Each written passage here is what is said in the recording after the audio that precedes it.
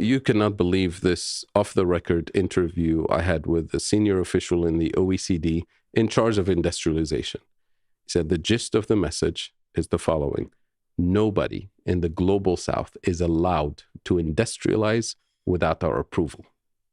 No transfer of technology.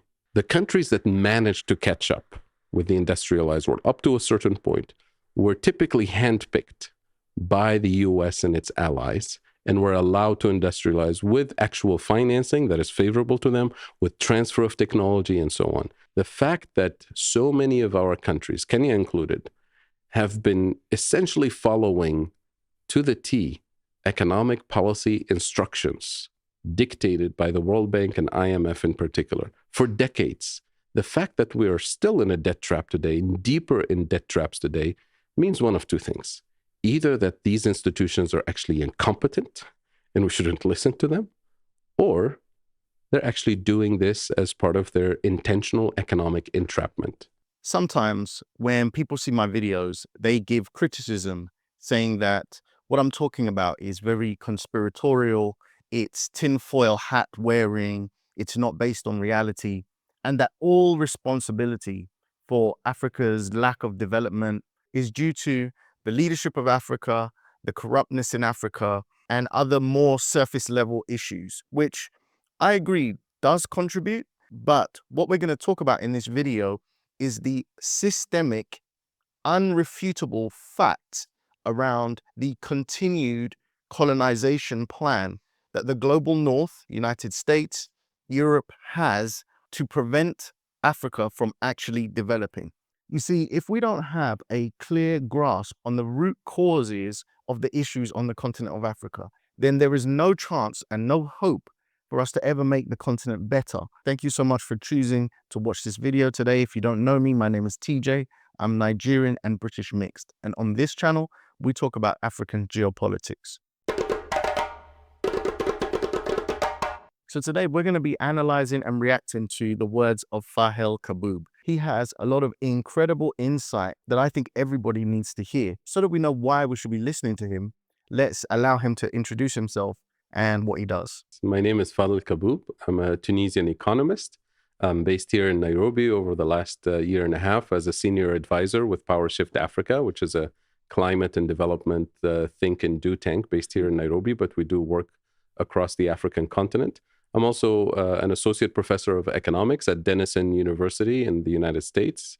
And I serve as a member of the independent expert group on just transition and development. We're going to start by asking the key question. Do you think Africans are actually free? Do you think we are free as Africans?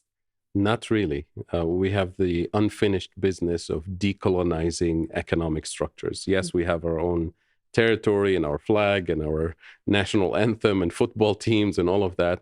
But that's one particular aspect of sovereignty. But if you don't have food sovereignty, if you don't have energy sovereignty, if you don't have technological sovereignty, then you don't really have full independence.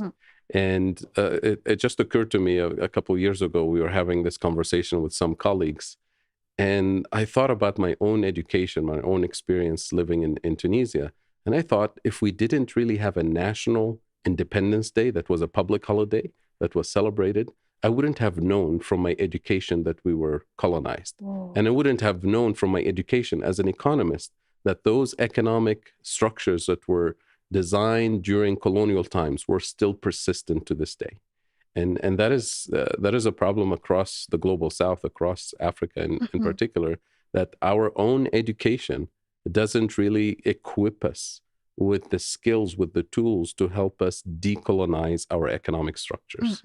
And you see it in the form of this external debt, for example, that we have. It sounds like a problem that we've created, right? We're the ones who are borrowing. Our politicians and leaders are maybe mismanaging the resources, and some of it might be true. But then deeper under the surface, you realize that there are colonial structures that were imposed on us that actually reproduce the debt trap. And when you're in debt, you're dependent on external lenders and the conditions that they impose on you. And the conditions they impose on you tend to push you deeper into those structural traps. So Fadhel brings up a point here that I think is interesting. If it wasn't for the little he was taught in school, he wouldn't even know that the country he's from, Tunisia, was colonized. And I think this brings up the wider issue of education in general. Not only do Africans not necessarily understand the history of what the continent has been through, but the people in the countries that actively still colonize the continent of Africa do not know how Africa was colonized, at least not to any significant extent.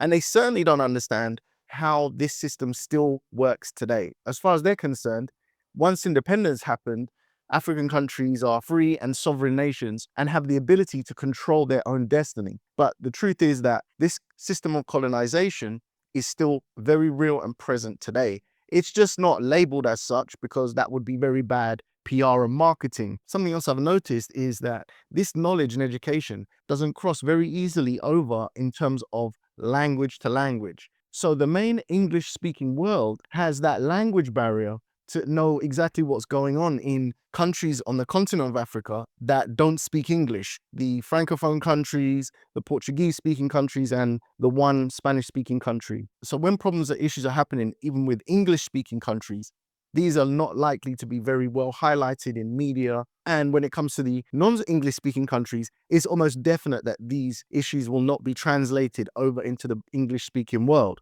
And actually, I believe it puts them at a higher risk of being exploited, at least on a more overt level, which is why you see the French currency, the CFA franc, still persisting right now. The people complaining about the system are going to complain in French, and it's only really going to be France that can understand that directly. Someone would have to take that information, translate it faithfully, and spread it to the rest of the world that speaks English, who don't really care anyway.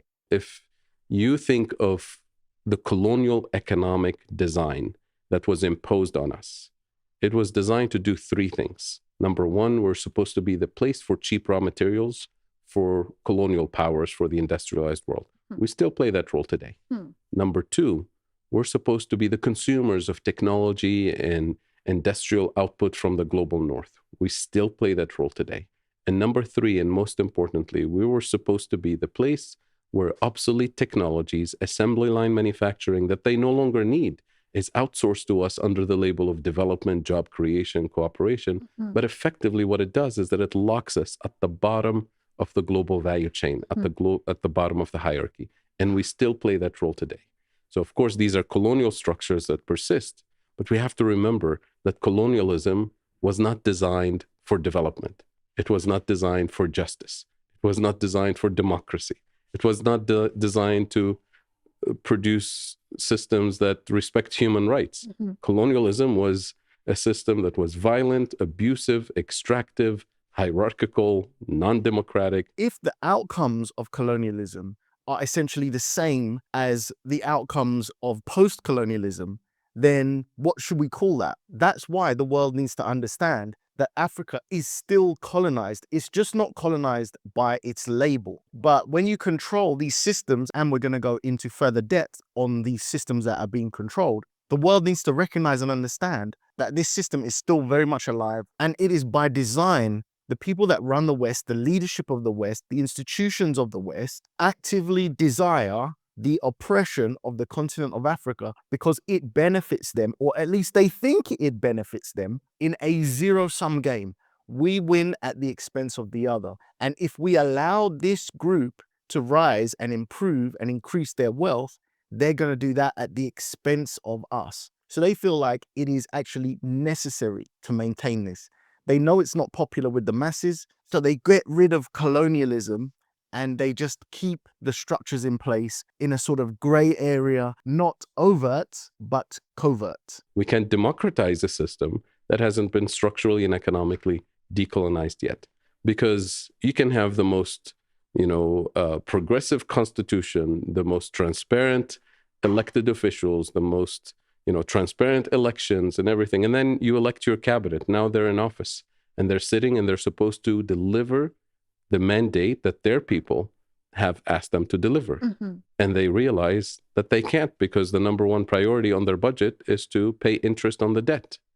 So they're in a debt trap. So by the time you prioritize all the basic necessities that are part of a global economic architecture that is extractive, there's nothing left in your budget.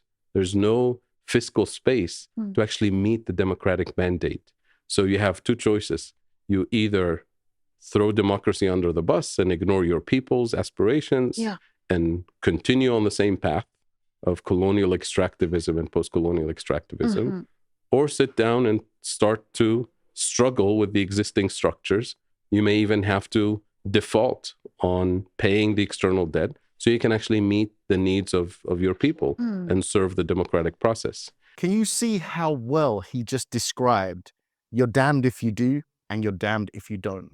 If you follow a democratic process and you try and follow all of the rules of Western fairness and liberation in terms of how a country should be run, the system doesn't let you prosper. So then you end up having to default and go through all sorts of difficult situations.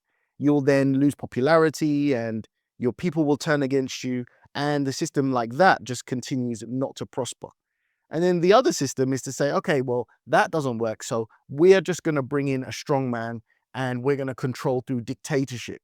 And the only way a dictatorship works is if the person who is in charge is actually for the people. If they get the right dictator in place, that dictator can serve their interests for the prosperity of the elite in that country. And that is very common also in the continent of Africa. And then back in the West, they've got these two angles to talk about. They can say, well, we've got a failing democracy over there. They don't know how to manage their country. Then when it comes to a long-term dictator, they say, well, he's a tyrant and he's been in power for so long and he doesn't follow democracy. So we start with the symptom, which most people focus on, which is debt. And yes, we have major problems of external debt. And here I emphasize it's debt denominated in dollars and euros and foreign currencies.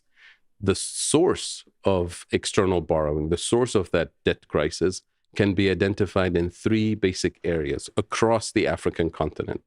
Number one, food deficits. Number two, energy deficits. And number three, manufacturing value-added deficits. And I'll explain each very briefly in language that everybody will understand. Food deficits. Today, Africa, according to the United Nations Conference on Trade and Development, the latest numbers we have, Africa imports 85% of its food. 85% of our food comes from outside the continent, when less than 100 years ago, during colonial times, we used to be the breadbasket for colonial powers. So that transformation didn't happen by accident. It was by design, intentional design.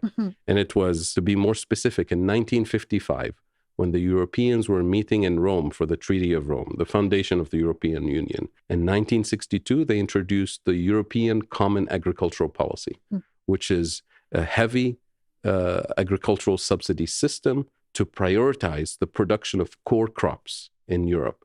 So maize, wheat, soybean, the core crops that every society needs for its survival, essentially. So as the global system was reshuffled with those countries producing the core crops, our farmers couldn't compete with the cheaper wheat or corn. So they had to specialize in something else.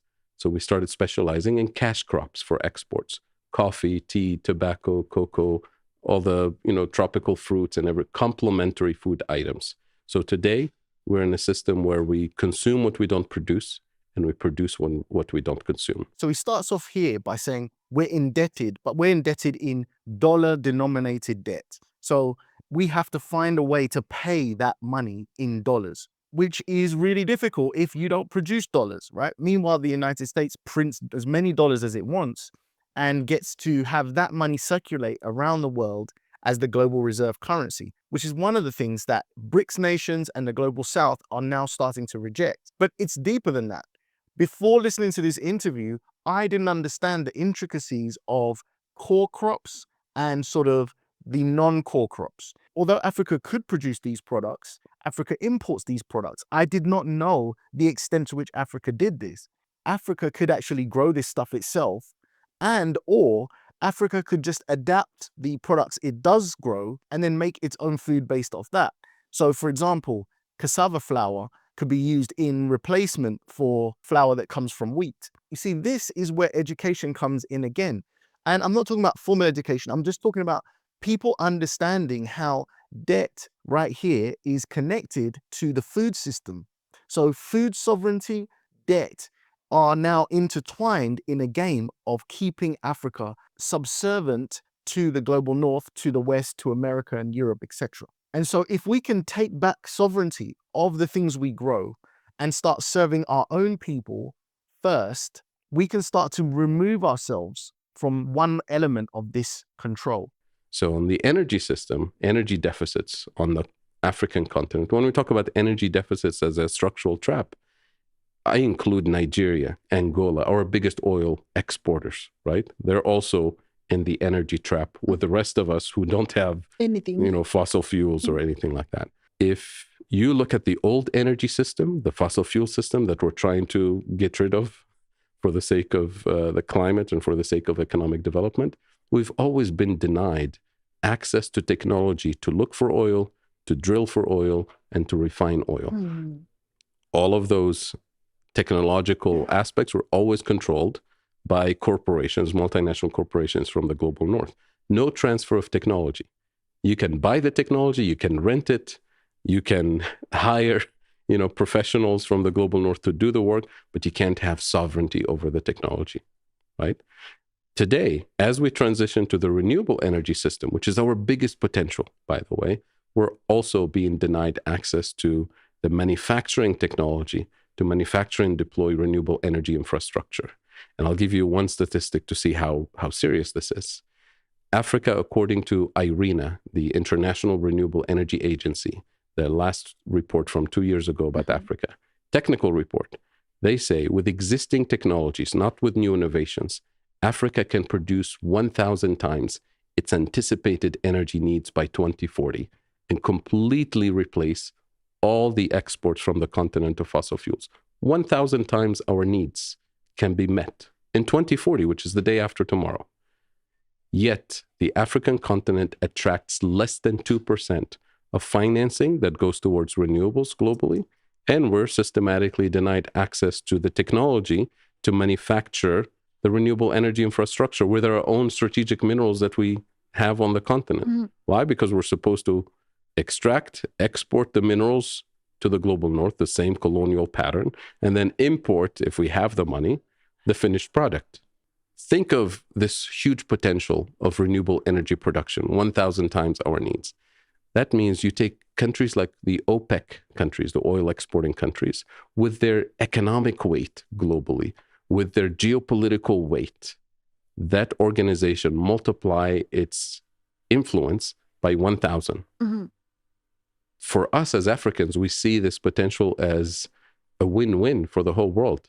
But for economic blocs outside the African continent, they see that as a threat, as a risk that will disrupt the existing hierarchy.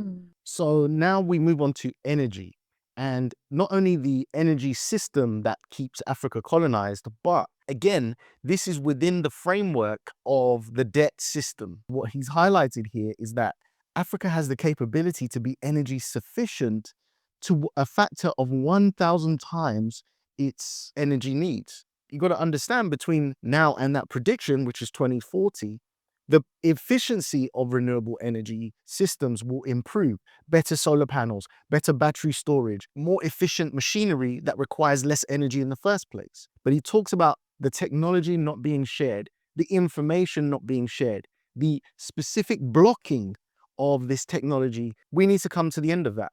We have the internet, we have artificial intelligence, and we have diaspora. We need to partner with those that are willing to work with us. The most willing partner, of course, right now is China. But about a year ago, almost exactly a year ago, I received an email, actually a WhatsApp message from a senior editor at a major English-speaking newspaper that I'm sure you read, and everybody who's listening reads on a regular basis.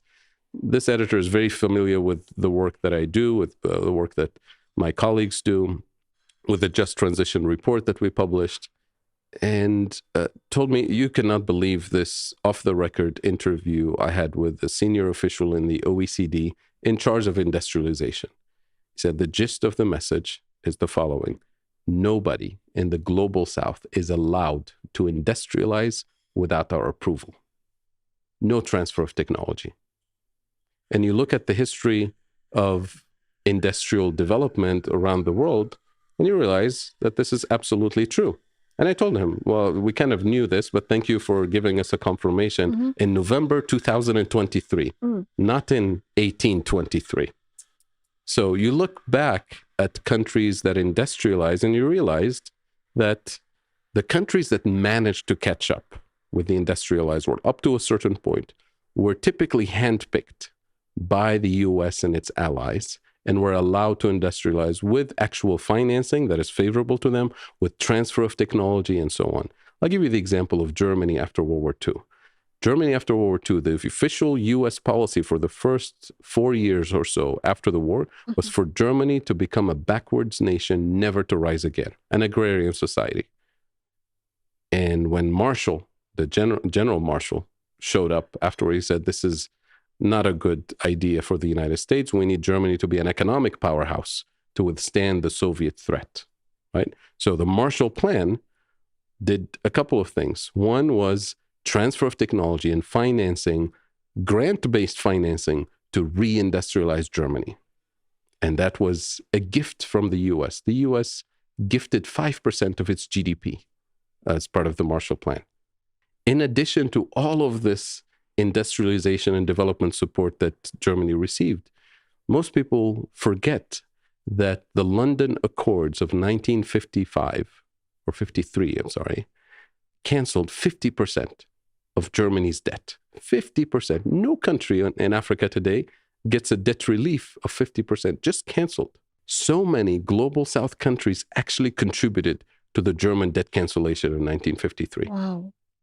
And many of them are the poorest countries on the planet today. So here we have a clear accusation coming from within the system that states that they actively cannot allow Africa to develop without their approval. Who the hell has the right to tell a country how and where they should develop, and therefore put blockers in place or put systems or structures in place to prevent that, control that, and manage that? Like I said at the beginning, people accuse me of these things being very conspiratorial, but we have someone here saying that this is actively what they do. And in this case, specifically, he referenced the OECD. Now let's look at their mandate and compare it with the direct accusation. The OECD stands for the Organization for Economic Cooperation and Development. Founded in 1961 as a successor to the Organization of European Economic Cooperation. It's headquartered in France, and its members include the US, Germany, France, South Korea, Japan, and more. Its stated purpose is to promote sustainable and economic growth and financial stability. It's designed to share data, research, and policy recommendations.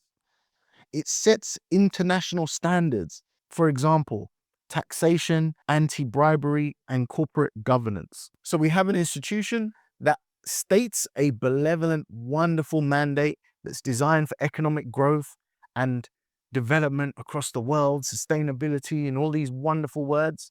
But we've got a member of that place telling a journalist, hey, we only let what we want develop. Essentially, in practice, regardless of what it says, it is an organization of colonization. And then in that segment, he talked about how after World War II, Germany was given a relief of 50% of its debt, whereas we're still waiting for Africa to have anything like that happen to it. But the slap in the face was that African countries participated in that debt relief for Germany. A lot of people talk about reparations, and my controversial take on that is we shouldn't focus on this. We should just focus on breaking the structure that controls us, and then prosperity will follow. The IMF, the World Bank, they're part of a global economic architecture that was designed during colonial times. The United Nations itself was designed during colonial times, right? For a long time, the UN had less than 50 member states because the rest of the world was colonized. So it was the colonizers who established the UN, it's the colonizers who established the World Bank, the IMF, and who dominated the creation of the rest of the economic architecture. So an economic architecture that was not designed by us, that was not designed for us, Why do we expect it to deliver justice for us today? And I'll give you another kind of point that people should reflect on. The fact that so many of our countries, Kenya included, have been essentially following to the T economic policy instructions dictated by the World Bank and IMF in particular for decades. The fact that we are still in a debt trap today, deeper in debt traps today, means one of two things. Either that these institutions are actually incompetent and we shouldn't listen to them, or they're actually doing this as part of their intentional economic entrapment. It's got to be one or the other. Either way, from our perspective, their model should be rejected. Their model of development, their instructions and prescriptions and conditionalities are designed to produce entrapment. So essentially, the outcomes are what matters, and they have proven through the outcomes that we see here on the continent of Africa, through the structures, the colonial architecture, as he describes it, that they cannot possibly produce any positive outcomes for the continent of Africa. Either they're doing it intentionally, which is what he argues that we are, or they are incompetent. But I don't think those two things are even mutually exclusive. They don't realize that the world is like a neighborhood. And in a neighborhood, it's no good having one guy living in a castle and everybody else living in squalor. At some point, everyone in squalor will end up at your gates with pitchforks and take everything you have forcefully. Building greater walls, putting better fences is not a long-term solution. What needs to be done is nurture a global community where everybody wins in their own way, where people are self-actualized, and they should stop running a system that creates negative outcomes. It results in deaths. The deaths of men, women, and children on the continent of Africa, be it directly or indirectly, through wars and conflicts that are manipulated by outside influences, through the conflicts that happen over the minerals on the continent, through famine, and there is a warning to be made here. I'm personally in favor of a global community where everybody loves each other, works with each other, respects each other. But if this system continues to grow, all we're going to have is a continent of Africans that absolutely hate the West, that don't want anything to do with the West. And one day, when the tables turn, and the tables will turn, the West will suffer at the hand of a place like Africa, because Africa will not forget what was done to them systematically, might I add, for hundreds of years. The solutions, if we're going to the roots of the problem, right, have to be, number one, strategic investments in food sovereignty, not food security, and agroecology, which happens to be, by the way, a solution to the debt crisis, but it's also a climate solution. It's a win-win, right? So we're not competing with priorities here. Number two, strategic investments in renewable energy sovereignty, not renewable energy to export to Europe, to prioritize producing energy for its own people, for the 600 plus million people today who have no access to electricity to begin with, right? And how can you have development without energy? No country can function without energy. And number three, Pan-African, and I insist on Pan-African, at least regional industrial policies, joint industrial policies to manufacture and deploy the building blocks of development and prosperity. Because what we manufacture today is mostly products for other people to consume. Our problem in Africa is that most of our economies are small. My country is 11 million consumers. There's no way we can industrialize unless we have access to a larger market. The larger market exists globally, but good luck competing today with made in Germany, made in Japan, made in China. You can't. But if we have a regional or at least Pan-African market of our own, then we can produce those economies of scale. We can have multiple manufacturers competing in a healthy way and producing all those benefits. The nice thing about Pan-African industrial policy is not just the economies of scale, which we have to have, but it's also the fact that we have the complementarity of resources and capabilities. We have all the resources that we want, the critical minerals especially. We have the youngest labor force on the planet is on the African continent. The missing piece, in addition to our leaders recognizing that they need to work together by necessity, the missing piece is access to the manufacturing technology, which is, as I described, is available everywhere else in Europe and China and Japan, is being withheld from us. So here we're talking about a solution. And the solution is what he's terming Pan-Africanism, where the continent comes together and finds strategic partners that want to help break these structures of colonialism. That means the debt, the food, the manufacturing, and the technology. These are the pillars that we need to dismantle and reconstruct. And we need to do this across the globe and help each other to work through these things. We must discard ourselves of these petty wars, the manipulations of the West that we are currently embroiled in. East Africa is riddled with conflict right now. This has to end. We have to cooperate. And then we have to think about who will be our strategic partners. Right now, our best candidate is China. China have shown that they are willing to work as partners, not colonizers. China have shown that they're not interested in forcing ideological ideas. And China knows very well that it needs the resources that Africa can offer for its own development to continue. It will be very difficult. It will be very tough. It will require sacrifice. But I, for one, am here for it. And I think we must promote people like Fadhel, whose mission in life is to educate, explain, and implement ideas and systems that will break the current oppressive systems that are in place. I would love to know how much of this information you knew before watching this video today. And if you've got any comments or ideas that I may have missed, please put them in the comments section. But if you have nothing to say, would it be too much for me to ask you to write the words "End Modern Colonialism" in the comments section down below? It just lets me know that you watched the video to the end, you like what I'm doing, and you want me to continue. Thank you so much for watching this video today, and I'll see you in the next one. Peace.